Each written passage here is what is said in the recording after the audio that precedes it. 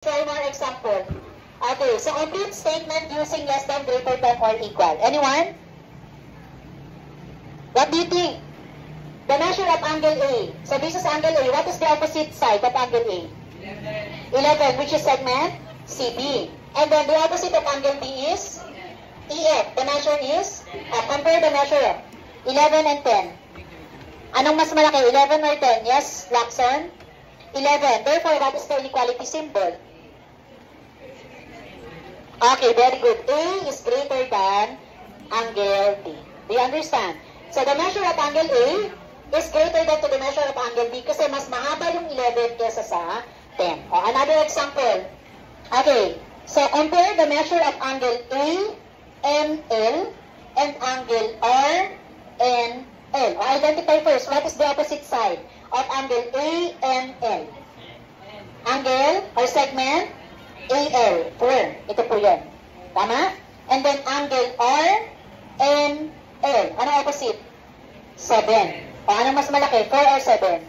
Therefore, what is the inequality symbol? Okay, very good. Less than. Next, another example.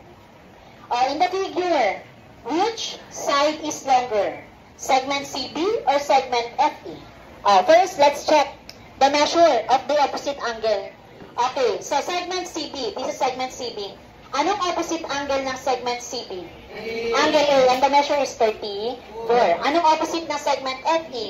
Okay, angle B, 36. Now compare, 34 and 36. Anong mas malaki, 34 or 36? Okay, if angle A is larger, or if angle B is larger than angle A, then we can say that the longest side is what?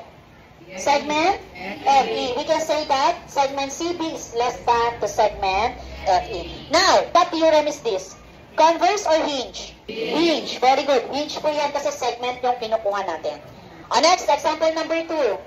In the figure, which angle is larger? Angle C or angle F? Okay, identify first. What is the opposite side of angle C? Segment AB, and the measure is 7. While angle F, we have segment BE, 6. Okay. So, we can say that angle C is what? Okay, greater than to angle F. So, what theorem? Converse or hinge? Converse kasi angle lang kino-compare. Next, example number 3. Segment CB.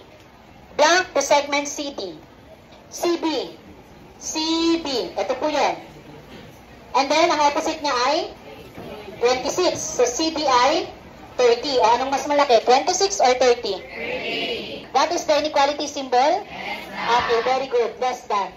Why? Kasi anak, mas malaki ang angle A at ang katapat niya ay CD. Dapat kakainin si CD. Kaya less than. Okay, what theorem is this? Hinge or converse? Hinge po yan kasi segment ang pinag-uusapan. Number 4. Angle A, C, B. Ito po yun. And angle B, B, C. Okay. Anong opposite ni angle A, B, B? A, B, A, C, B. 38. Anong opposite ni angle C, B, B, C?